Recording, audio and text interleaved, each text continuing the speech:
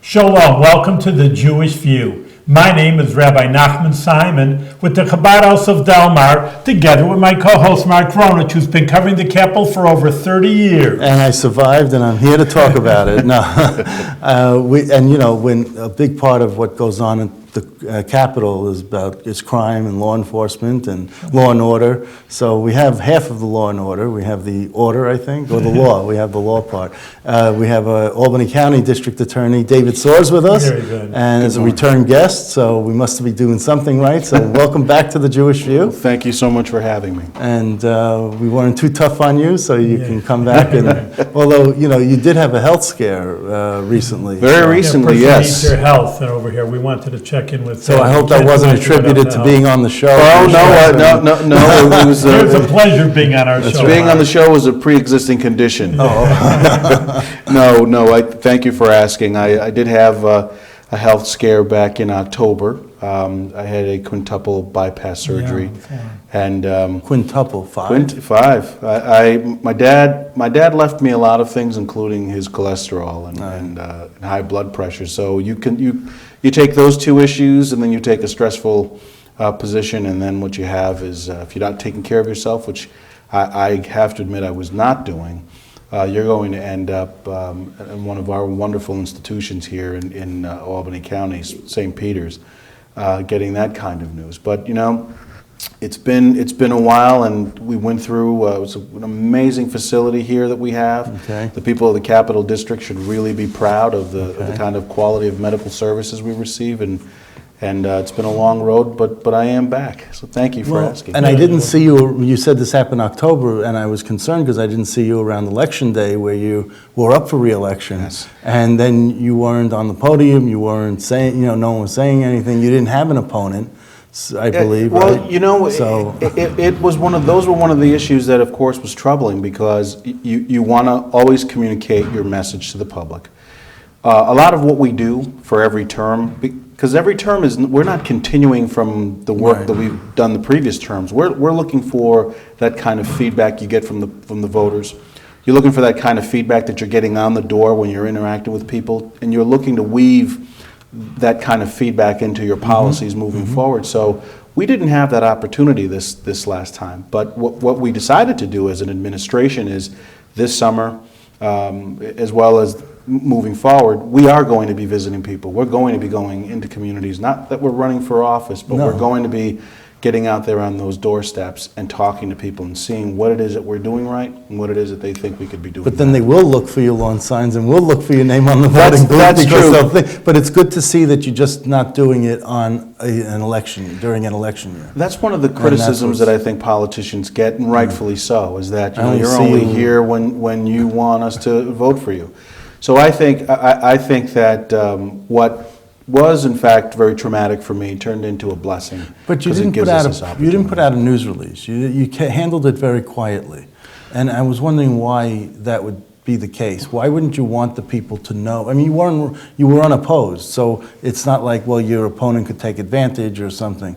I was wondering why you kept it so low key. What we felt was that it was appropriate for us to make a public announcement about what had happened to me publicly, because that it wasn't, or what? Well, we wanted to communicate to the people of Albany County that I had been hospitalized and I was having this medical procedure. Yeah. Because when did you do that? We did that soon, right before I got the diagnosis, I believe. I was in the hospital. I just missed it. So I was in a hospital on a Monday. I got surgery on a Wednesday, and I think it was between that space and time that we alert the public. Oh, you did? Then I missed it. My faux pas. Yeah, we alerted the public from the perspective of, look, I'm going to be away from the office for a bit, but we have amazing people.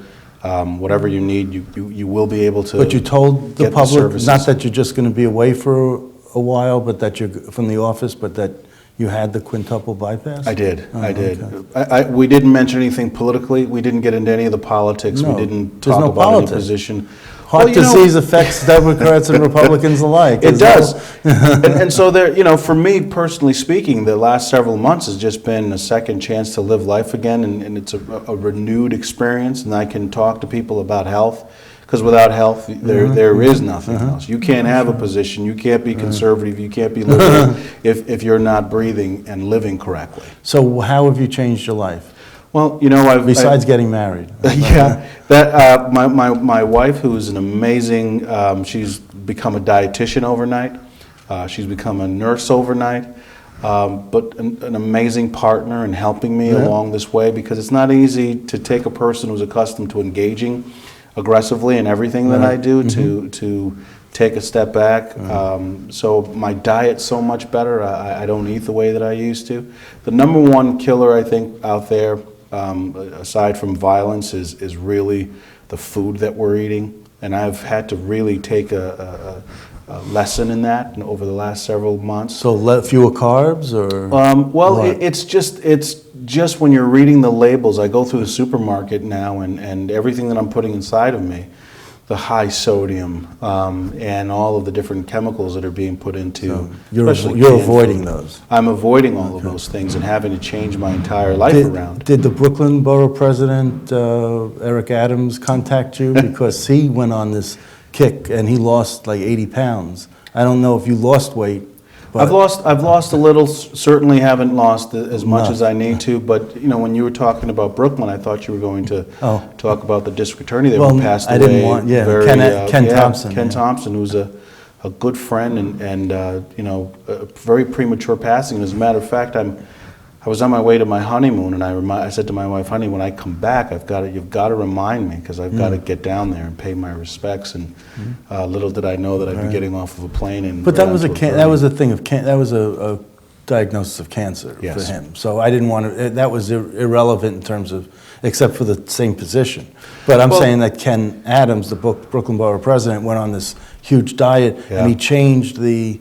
He has a treadmill in his office. He has a lot of cardio workout, and he also changed the fast food machines in Borough Hall. And he has only healthy foods now. So I was wondering if you could share some of that with, you know. That's exactly the experience that I'm having now. Now my mornings are different. The food that I consume in the morning, I'm not out there having omelets. It's your yogurt. You learn to love yogurt more. You have your shakes that are made up of, you know, your fruits and vegetables that are not doing so well in your refrigerator. My taste buds have definitely changed, and at first I couldn't. It was really difficult for me to get accustomed to. But now I just now if I eat something that's a little salty, it's really offensive to the palate. Right. But you know, you make that decision. You can continue to eat what you want and engage in this high stress environment that we're living in, or you can be scared and have an event transpire, and then let that force you into making those changes. And you know, for myself and someone like Mr. Adams, you know, we definitely sound a little nutty when we start to talk about this, because it is so important, and I don't think that people are really paying a lot of attention to. Well, these be issues. careful if you're going to lose 60 or 80 pounds, because you know it's going to show in your face. It's going to show. People are going to worry on the other end about what's going on with my health, right? So you look happy and cheery and healthy. So you know, I just thought you'd want to signal that in some public way. I really appreciate you asking. No, thank you so much. On a down note, I do want to switch topics, because I know that. You and I saw each other at the paying a condolence call to the Greenberg family when Sol Greenberg, the former DA, passed away. So I wanted to, and you were his last hire, I was told. So I never heard you publicly speak about this in any length. So could you tell me your thoughts about and how you remember Sol? You know, that came as a real shock to us, because we had been on the phone. My Renee Murgis, who is one of the assistants who work in the office, but she is really close to the Greenberg family. And so there's a gentleman who just recently retired, who was hired by Sol, and we wanted to make sure that Sol was available for the retirement party. We were trying to make sure that we picked the date that he didn't have dialysis on, so that he could be in attendance at the party. And so literally, in having these discussions, to now hear that he had passed, it was really sad for those of us in the office, because there's still there's still a class of us there, the group of us that were hired by Sol, and we very much identify our careers with Sol. Sol was our mentor, he was our leader, and for those of us in the office, he's still our DA. And we maintained that connection all throughout those years. I mean, we were really respectful in our transition from the building that into the new Justice Building. In an effort to maintain continuity, make him feel a part of our organization, we named our meeting room after him. We had a ribbon cutting that day, and we have his picture on our wall and all of the ADAs who worked for him. So Sol was very much a part of our culture in the office, but he was also very much a part of our lives. Yeah, it was really the fabric that held a lot of it together. Sol was an institution for us. I mean, I travel out of the county, and when I'm in other states and at association events, they ask for Mr. Greenberg. Was he there when you were there? And I said, well, he hired me.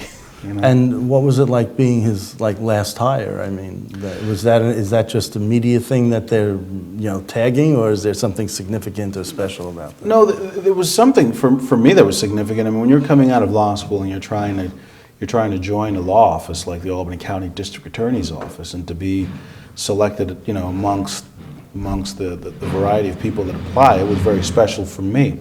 What was more special, however, was the level of interaction that you always had with Sol. Sol is one of the most personable people you'll ever meet in elected office. But the fact that you can be yelled at by a practitioner or a police chief or a judge and be able to pick up the phone and talk to your boss and have your boss provide you with, he'd correct you, but he'd provide you with a lot of confidence walking out the door to go back and do your job. So let me just ask you, I mean, times have changed since he left the DA's office. Electronically and he wasn't much of a computer guy, was he? Well, he wasn't much of a computer guy, but I think there are some benefits and then some I would say Sol was he's a retail level person. So if you needed to talk to you, it wouldn't be through a text, it wouldn't be through a phone call, it would be in person. And there's something that I think we've lost in that. Well, he'd say, come in and see me. Exactly. And he'd come in and that's frightening for a lot of people. They'd rather text. Well, yes, the very first time that happens, there is this fear and you lose your legs when you're walking down that narrow hallway into his office. But it's like I said, after that very first, conversation that you have with him, and then Sol would talk to you about whatever it was that he was talking to you about. If it was a case, he'd talk to you for probably 3 or 4 minutes. The remaining half hour, you'd be talking about his experience in the military, or you'd be talking about some other case but he made you feel great about yourself walking out. So if there was a second call, you'd look forward to going in there and having that conversation. And that is something that's lost, I think, in leadership today. But he also liked the hard copy files and not the electronic computer files. Yes. As a matter of fact, I don't think in all the time that we were together, I ever saw the bottom of his desk, the wooden component of his desk. I think it was always files and documents that were stacked yay high. It was always, go to the file cabinet and get me that and get the little card. Yeah, right, yeah. And get the card. David, one of the bigger things, and Mark and I probably have every DA and sheriff literally around the Capital District, but one of the biggest crimes they're always saying is the heroin epidemic, and I don't know what can be done about it. Are they putting Band-Aids on the situation? They're picking up a few guys, but I think this is one of those crimes and one of those cases where in terms of public safety, whether it's marijuana, whether it's cocaine, or any other kind of offense, the law enforcement community is always there and ready and able to effect arrests to successfully prosecute. Except this issue is one where what is needed is a greater infrastructure in the medical and public health response, right? We've got to figure out ways of making sure that families who have loved ones who are addicted to the opiates have access to health care. The system of treatment can't be the same system as it is for cocaine or alcohol. It's not this 28-day program or 14-day program where you go in and then you're coming out and you're okay. This is a much more, the addictive nature of opioids is so much more aggressive than other chemicals. And so what's needed here is a very comprehensive law enforcement response, which I think working with the Albany County Sheriff's Department, the local police departments, the DEA, New York State Police, I think there's a very good coordinated response to it. What really needs to happen now is a greater public health response and providing greater access to people with addiction. But now there's a form of heroin that's resistant to Narcan. Yes. And what's with that? And what's that chemical in there that makes it resistant to Narcan? It's fentanyl, and fentanyl is an opiate which can be made in clandestine labs, and you have clandestine labs that are making products that are even more aggressive and harder than fentanyl. And the Narcan is really designed to address the binding centers in the brain for an opioid. And it doesn't really have that great of an effect on opiates. And so we're just really scratching the surface in terms of the access and the dangers to the opioids. It just shows you that as much as law enforcement tries to eradicate this, that the criminals are always, finding new ways to thwart your efforts. Profit is the bottom line, and the biggest problem with the opiate, aside from its addictive quality, is how inexpensive it is. And people can go out and spend less than they would spend on a box of cigarettes and get high on an opioid. And right now, communities have to wrestle with issues like greater access to treatment, but also safe injection sites, which I know has been a very controversial topic. That's what I was going to ask, yeah. Do you think there should be safe injection sites? Well, the thing is, for me, at the end of the day, what I want is for people to be alive, for people to... Well, would safe injection sites still keep people alive? I think safe injection sites does keep people alive. So you can support that? I think it's a very controversial issue. Right. And I think it's one that every community has to grapple with. Yeah, I got to tell you, in the 80s, I went up to Shenendehowa High School to do a story with the principal. And I saw outside his office, there was a picnic table, and those kids in high school were smoking cigarettes. And I asked him, I said, this is ridiculous. What are they, right outside your... He goes, yeah, this is the smoking area. And I keep an eye on the kids to know when they're smoking so they don't go behind the building in the trees in the forest there. And I'm like, what? What are you doing? and that's a very natural reaction. I back in 2007, I believe, I traveled to Vancouver, Canada for a harm reduction conference. And at the time, Vancouver was wrestling with this opioid addiction issue. And they were also getting the Olympics there that following year. And the local electeds, along with the public health community, got together and did a very controversial thing. And what they did was they created a safe injection site. And they also created a safe space around the safe injection sites where people who were doing drugs could come and be safely injected, monitored with a doctor, and they had all sorts of providers there as well. At first, I was really offended by it because that's not the world that I'm in. I'm at a place right now in my life where you're getting calls and you're getting victims who are dying every day because of what they're injecting in their bodies. And the question for this community to wrestle with is, do you want people putting things in their bodies that can kill them, or do you want them to have access to these things that they're addicted to, which are safer, that will not result in them dying? We have a community right now where we're losing more people to drunk drivers and overdoses than we are to gun violence. And if we had as many bodies on our streets as a result of gun violence, people would be screaming from the rooftops. But this seems to be very different. And our reaction to this isn't the same as it would be as if there was one person out there killing people. And so this is something we have to wrestle with as a community. So would you support safe injection sites? I mean, or are you still grappling with this and the jury's still out, so to speak? The jury is still out for me, but I am raising the issue because we need to have the dialogue. We can no longer take the moral stance. We can't take the politically correct stance. We need to have a dialogue as a community. Albany County is an essential location throughout the state of New York. It's where the New York City meets Canada. It's where Boston meets Chicago. We're in the center of that. There's a tremendous amount of volume of products moving in and out of our community.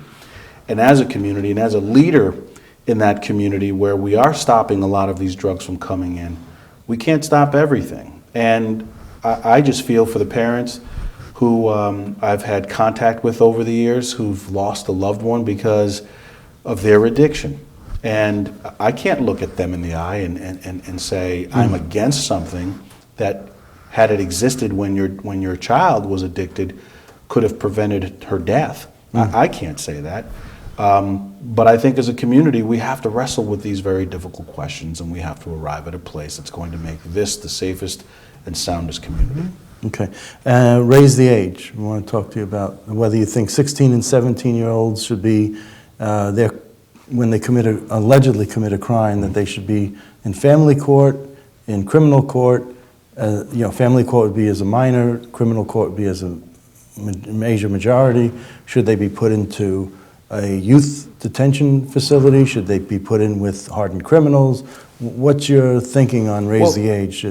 We're very supportive of the concept of raise the age. I think where we've had our differences of opinion with the District Attorneys Association, the law enforcement community, and the elected officials. I think where we've had the differences is the class of crimes that they want to move over to family court, classes of crimes that we as prosecutors prosecuting violent crimes are much more experienced in addressing than, quite honestly, those in local courts. But do you think that there's a common ground where certain crimes where 16 and 17-year-olds are not intellectually developed, where their brains are still youthful? I'm not on the not fully formed. Yeah, I'm not on the bandwagon of the fully formed brain so much as I am on the side of does it make sense? In other words, we should have more involvement. There should be kids going to family court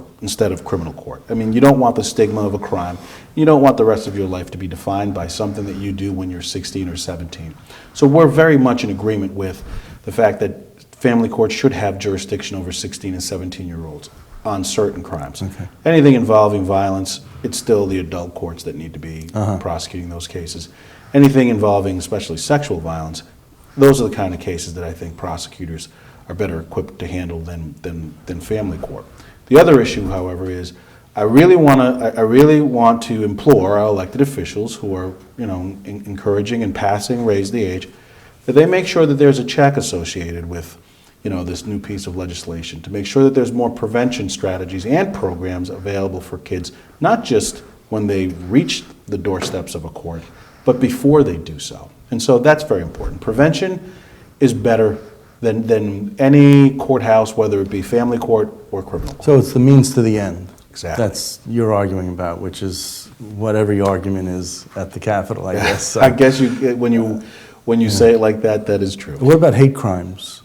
Hate crimes is something that's very troubling. I think that we're living in a climate right now where the number one, call it the executive of the entire United States, I think there is a culture there that seems to make those people who before were hidden in the shadows. I think there is a culture that is giving license for these folks to come out of the shadows. I think given the technology that we have with social media, that's also giving people a license to express themselves in ways that they wouldn't have before. Maybe there should be safe hate crime sites.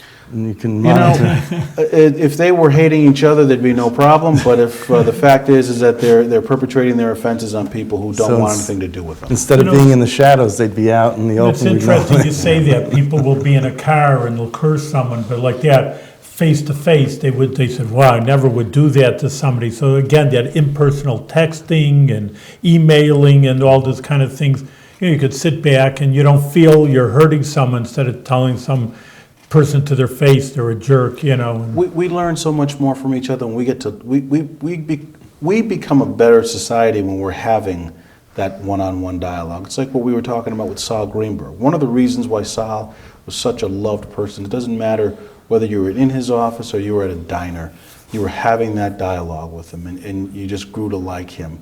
As a society, I just don't think that we're speaking to one another. I think we're speaking at one another through various devices, but we're not speaking with one another. I think, again, we're on the Jewish View, so of course, Right. as rabbi, I have to put in a commercial for the Judaism, but, a lot of people will say that, and we have computer programs, hey, we're on the Jewish View, we're on the, cable TV, so we understand that you have to use modern media. On the other hand, there's again, coming together in the synagogue, and people say, well, I can pray by myself, or I can learn by myself, I can hit the computer, why do I have to come to a class? But it's exactly what you say, that you're saying, you interact, you talk to someone, hey, I have an idea, so you bounce it off you. They're always, you learn off somebody, or you help someone, hey, man, my son needs a job. Hey, I know somebody there, and you talk it that way. And that's what I'm saying. People are getting I don't need anybody. I need my computer. I get my cubicle. I'm in my basement, and I don't need anybody. I could have the whole world at my fingertips. You're right. On the other hand, that human intervention is very, very important. And, like I always say, Judaism does that, because they just say, hey, come and learn together with a group. Come pray with a group, not just do everything yourself. That's my commercial. That's good. I got to put a commercial for That's the a Jewish plug. View. That's right. Very good. Very well said. Just a few more minutes. Yeah, I wanted to ask you about pistol permits. Why does it take so long in Albany County for a pistol permit to be approved? And how could this process be speeded up? Because, in other counties around the Albany County, it doesn't take anywhere near as long. I think Albany is one of those counties that, and personally speaking, I think Albany County is a responsible county, and I think we have a judiciary and a process that there is thorough vetting, and it's that thorough vetting that takes time. And I've heard that expressed by other people in the past about pistol permits. But I think that, What do you tell the people? That I think that what gives people confidence, it's just the same thing as being at an airport when you're going through the security screenings, and and it's not the most convenient process, but you're going through that screening. And when you look back and you see everybody else going through that screening, you feel a little bit better about getting on that plane. Yeah, but I'm told that because Albany County judges have such a backlog of criminal cases, that these pistol permit applications don't get the triaged as a high priority, whereas in the other counties surrounding us, Greene, Rensselaer, there isn't as much of a caseload. So I think you can, if you're talking about volume, Albany does have a greater volume of cases than other surrounding counties, but there's no backlog. I think Albany has, we have our county court judges, but we also have our Supremes, and there are also Court of Claim judges that also sit in our courts. So the volume of cases. But it's the county court judges who review the pistol permit applications. It's the county court judges as well as other Supremes will review them as well. They'll do, and anyone who's appointed as a particular, in a particular role can have the authority to do that. I think it's just a vetting process. I think that there's, because I've seen people who've not so much as had a traffic, infraction, make the application, and that application to take some time. What, 5 months? Longer? Longer? A little bit, so around 5 months. Yeah. And in Rensselaer County, I think it's 2 months. So people, I'm just saying that we had the county clerks on here recently, and from Rensselaer and Albany counties, and they said that it was because of the caseload, not the backlog, but the caseload. That because in Rensselaer County, they used to have one judge Yeah. that would review all the pistol permits. And now the other judges wanted a say in it, so now they spread it out over the 5 different judges. But, they didn't want it all in one person's hands, Albany, we do have, and it's not just the criminal cases, it's the volume of, it's the state's capital, so a lot of litigation, a lot of Article 78 motions that are filed in our courts, that we do have a very busy judiciary. But it's also, to take comfort, again, you take comfort in the fact that if someone is receiving a pistol permit in Albany County, that they have been thoroughly vetted. Do you have a pistol permit? I do not have a pistol permit. You don't. Do you want one? I have a great group of people in the office Who that have enough provide- pistol permits? that provide a great security. So you're not a fan of having you don't need one. It's like It's a personal choice, I think, it for is. everyone. That's why I'm asking you about your personal choice. It's a personal choice for everyone, and it's something that I've contemplated in the past, and my wife and I have talked about, and I think given the people that I'm surrounded by, the great people I'm surrounded by, and where I am, I just think it's something that at this point in time, It's unnecessary for you. it's unnecessary for me. Should I move?